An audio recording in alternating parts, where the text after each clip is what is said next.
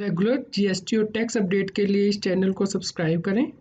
Friends, आप TDS, income tax, GST और accounting software audit trail के साथ कंप्लायंस आसानी से कर सकते हैं। इन सॉफ्टवेयर के डेमो देखने के लिए आप हमें मोबाइल नंबर के साथ ईमेल कर दीजिए taxil@gmail.com पर। नमस्कार दोस्तों, यदि कोई व्यक्ति बैंक में करंट बैंक अकाउंट ओपन करना चाहता है तो इसके लिए रूल को चेंज किया गया है आरबीआई के द्वारा। इस प्रकार अब बिजनेसमैन को जो करंट बैंक अकाउंट ओपन करने हैं उसके लिए नई गाइडलाइंस को फॉलो करना है। यदि कोई व्यक्ति बैंक में करंट अकाउंट ओपन करना चाहता है तो अब उसे देखना होगा कि कहीं उसने बैंक से कोई सीसी या ओडी फैसिलिटी तो नहीं ली हुई, क्योंकि यदि कोई व्यक्ति बैंक से सीसी या ओडी फैसिलिटी लेता है तो उस केस में वह करंट अकाउंट ओपन नहीं कर सकता है। उसे अपनी सभी ट्रांजैक्शंस सीसी और ओडी अकाउंट से ही रूट करनी होगी। ऐसा इसलिए किया गया है क्योंकि सीबीएस इन्वायरमेंट में एक बैंक एक कस्टमर मॉडल जो है वो अडॉप्ट किया जाता है, जबकि इससे पहले एक ब्रांच एक कस्टमर मॉडल अडॉप्ट किया जाता था। यदि कस्टमर के द्वारा बैंक से कोई सीसी या ओडी फैसिलिटी अवेल नहीं की गई है तो उस केस में बैंक ड्यू डिलिजेंस करने के बाद कस्टमर का करंट बैंक अकाउंट ओपन कर सकते हैं। लेकिन इस केस में भी बैंक के द्वारा देखा जाएगा कि उस कस्टमर के लिए एक्सपोजर कितना है बैंकिंग सिस्टम में। तो उस केस में कस्टमर से अंडरटेकिंग ली जाएगी कि यदि एक्सपोजर 5 करोड़ या उससे ज़्यादा हो जाता है तो उस केस में वह कस्टमर बैंक को इन्फॉर्म करेगा इसके बारे में। यदि बोरोवर के द्वारा कोई कैश, क्रेडिट या ओडी फैसिलिटी नहीं ली गई है बैंकिंग सेक्टर से, लेकिन जो उसका एक्सपोजर है बैंकिंग सेक्टर में वो 5 करोड़ रुपये से ज़्यादा है लेकिन 50 करोड़ रुपये से कम है, तो उस केस में लैंडिंग बैंक्स जो है वो करंट अकाउंट ओपन कर सकते हैं। लेकिन जो नॉन लैंडिंग बैंक्स होंगे वो सिर्फ कलेक्शन पर्पस के लिए ही अकाउंट ओपन कर सकते हैं। तो इस कलेक्शन अकाउंट में अमाउंट आएगा और उसके बाद जो अमाउंट है वो एस्क्रो अकाउंट में चला जाएगा। यदि बोरोवर के केस में बैंकिंग सिस्टम का एक्सपोजर 50 करोड़ या फिर उससे ज़्यादा है तो उस केस में एस्क्रो मैकेनिज़्म जो है बैंक के द्वारा फॉलो किया जाएगा, यानी कि एस्क्रो मैनेजिंग बैंक के द्वारा ही करंट अकाउंट ओपन किया जाएगा और मेंटेन किया जाएगा।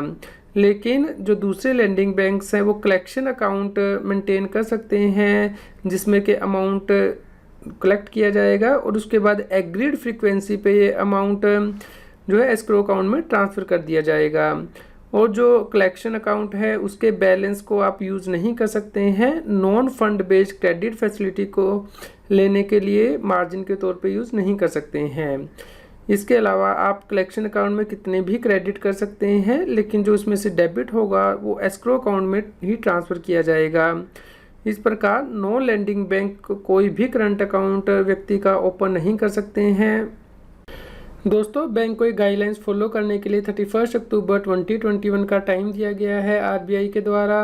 इस टाइम पीरियड में बैंक्स बोरोवर से इंगेज होंगे और म्यूचुअल सेटिस्फैक्ट्री रिजोल्यूशन निकालेंगे। यदि वो रिजोल्यूशन नहीं निकाल पा रहे हैं तो इंडियन बैंक एसोसिएशन के पास ये मैटर एस्केलेट किया जाएगा और यदि फिर भी इशू रिजोल्व नहीं हो रहा है तो आरबीआई के पास ये इशू भेजा जाएगा।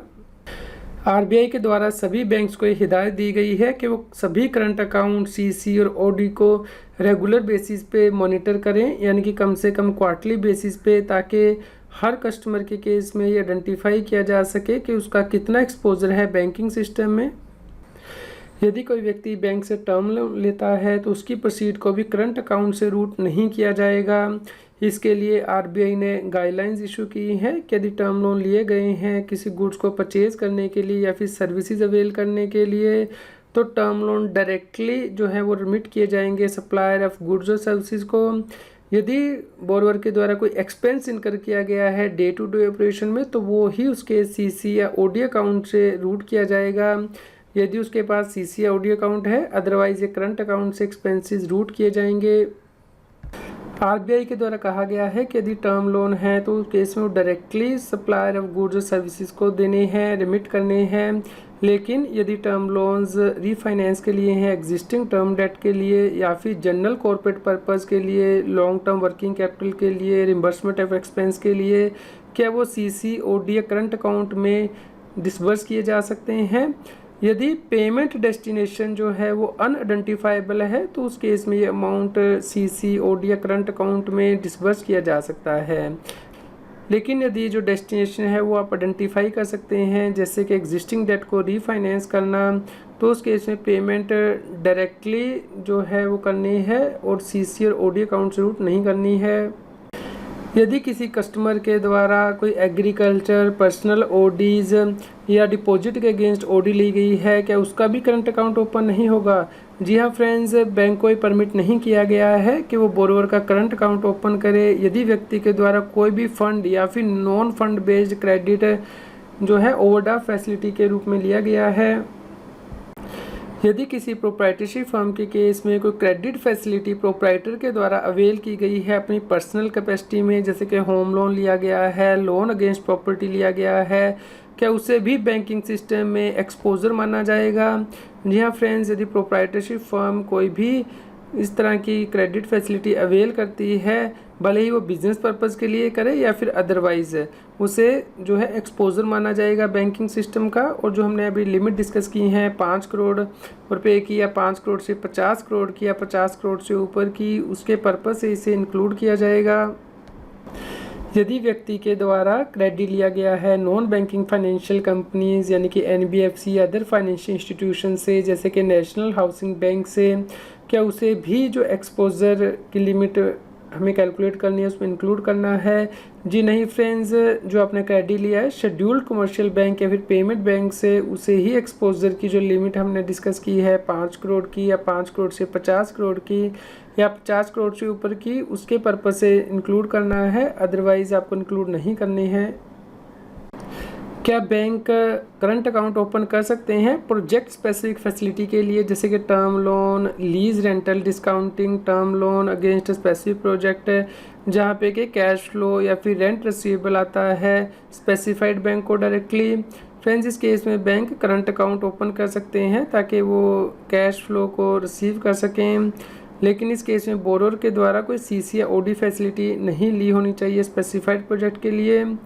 और बैंक ओपन कर सकते हैं स्पेसिफिक करंट या एस्क्रो अकाउंट, लेकिन इस केस में उन्हें मॉनिटर करना होगा कि जो कैश फ्लो आ रहा है वो उस प्रोजेक्ट से ही आ रहा है। यदि किसी व्यक्ति के द्वारा एनबीएफसी या नॉन बैंकिंग फाइनेंशियल इंस्टीट्यूशन से क्रेडिट फैसिलिटी ली गई है, क्या उस केस में बैंक व्यक्ति का करंट अकाउंट ओपन कर सकते हैं? जी हाँ फ्रेंड्स, इस केस में बैंक करंट अकाउंट ओपन कर सकते हैं, क्योंकि यदि आप क्रेडिट फैसिलिटी अवेल करते हैं शेड्यूल्ड कमर्शियल बैंक या फिर पेमेंट बैंक से, तो ही रिस्ट्रिक्शन लगाई गई हैं। यदि आप एनबीएफसी, एफआईसी, कोऑपरेटिव बैंक या नॉन बैंकिंग इंस्टीट्यूशन से क्रेडिट फैसिलिटी लेते हैं तो उस केस में रिस्ट्रिक्शन नहीं है। ऐसे कौन से बैंक अकाउंट हैं जो कि आप अभी भी बैंक में ओपन कर सकते हैं जिनके लिए कि रिस्ट्रिक्शन एप्लीकेबल नहीं होगी? जैसे कि रियल एस्टेट प्रोजेक्ट के केस में अकाउंट ओपन करने होते हैं, या फिर एस्क्रो अकाउंट जो कि पेमेंट एग्रीगेटर या प्रीपेड पेमेंट के केस में ओपन करने होते हैं, या फिर ड्यूज़ की सेटलमेंट के लिए जैसे कि debit card, ATM, credit card issuer and acquirer open कर सकते हैं, या फिर फेमा एक्ट के अंतर्गत अकाउंट ओपन करने हैं, या फिर IPO, NFO, FPO, share buyback, dividend payment के लिए अकाउंट ओपन करने होते हैं, वो आप अभी भी कर सकते हैं। इसके अलावा टैक्सीज़ की पेमेंट करने के लिए, ड्यूज़, स्टैट्यूटरी ड्यूज़ पेमेंट करने के लिए जो अकाउंट ओपन करने होते हैं, या फिर वाइट लेवल एटीएम ऑपरेटर या एजेंट्स के द्वारा जो अकाउंट ओपन किए जाते हैं वो भी करंट अकाउंट ओपन कर सकते हैं, या फिर कैश इन ट्रांजिट कंपनी या कैश रिप्लेनिशमेंट एजेंसीज भी करंट अकाउंट ओपन कर सकती हैं बैंक के साथ। उम्मीद करते हैं दोस्तों आपके लिए यह न्यूज़ यूज़फुल रही होगी। कृपया लाइक कीजिए और शेयर कीजिए ताकि सभी लोगों तक ये जानकारी पहुंच पाए और वो इनकम टैक्स की कंप्लायंस कर पाएँ। आप हमें Telegram app CA Satbir Singh टैक्सील पर ज्वाइन कर सकते हैं ताकि आप GST और इनकम टैक्स के रेगुलर अपडेट अपने मोबाइल पर ही प्राप्त कर सकें।